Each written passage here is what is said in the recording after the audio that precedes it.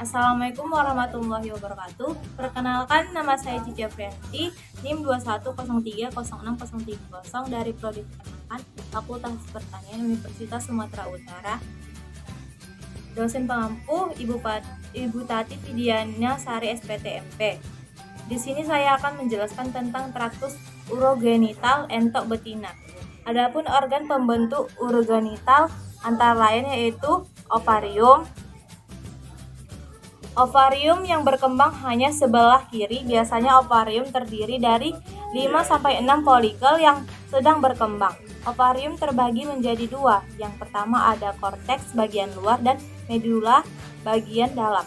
Korteks mengandung folikel yang terdapat sel-sel telur, biasanya mencapai sekitar 12.000, tapi hanya beberapa buah saja yang mampu masak. Yang kedua ada oviduk, adalah saluran tempat disekresiannya albumen atau putih telur, membran kerabang dan pembentukan kerabang telur.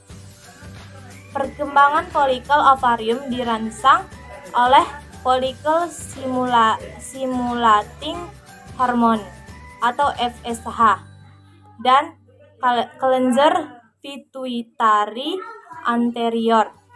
Bagian oviduk antara lain yang pertama adalah infundibulum atau papillon, berbentuk seperti corong dari oviduk yang berfungsi untuk menangkap dan menelan ovum atau yolk yang masak sehingga akan masuk ke dalam oviduk. Setelah ovulasi, yolk akan jatuh ke dalam kantong ovarium, kemudian diambil oleh infundibulum. Yang kedua ada magnum. Magnum tersusun dari glandula tubular yang sangat sensibel. Sintesis dan sekresi putih telur atau albumen terjadi di sini. Yang ketiga ada isthmus yang bertugas mensekresikan membran atau selaput telur. Telur berada di sini sekitar 1 jam 15 menit sampai 1,5 jam. Uterus adalah tempat penyimpanan sementara sebelum telur keluar. Selanjutnya ada vagina. Selama reproduksi telur, kutikula ditimbun pada kerabang untuk mengisi sebagian pori-pori kerabang. Secara normal, telur tertinggal di dalam vagina selama beberapa menit, tetapi dalam keadaan tertentu dapat ditinggal beberapa jam.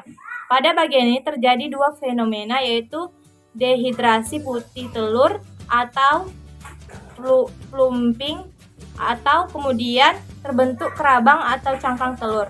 Warna kerabang telur yang terdiri atas sel porfirin akan terbentuk di bagian ini pada akhir mineralisasi kerabang telur. Yang kelima ada kloaka.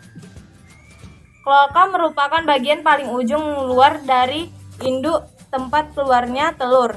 Total waktu untuk pembentukan sebutiran telur adalah 24-25 jam. Proses pembentukan telur mulanya terbentuk ovum di dalam ovarium. Ovum yang matang akan dilepas oleh ovarium dan ditangkap di infundibulum. Kuning telur berada selama 15-30 menit pada persimpangan infundibulum dan magnum. Jika terdapat spermatozoa akan terjadi pembuahan telur, maka telur akan menjadi telur fertil. Jika tidak ada spermatozoa, maka telur tidak akan dibuahi, maka telur akan menjadi telur infertil. Lalu selanjutnya kuning telur akan masuk ke dalam magnum dan putih telur akan disekresikan. Ini membutuhkan waktu selama 3 jam. Lalu telur masuk ke dalam isthmus dan dibuang oleh membran sel, membutuhkan waktu selama 1,5 jam. Telur akan masuk ke dalam uterus dan terjadi pembentukan kerabang telur yang membutuhkan waktu selama 18-21 jam. Telur yang terbungkus kerabang lalu masuk ke vagina. Di vagina terjadi kutikula, yaitu penyemburan posisi dan pori-pori telur. Setelah itu, telur yang terbungkus kerabang akan keluar melalui kloaka. Proses pembentukan telur membutuhkan waktu 24-25 jam. Sekian video saya. Assalamualaikum warahmatullahi wabarakatuh.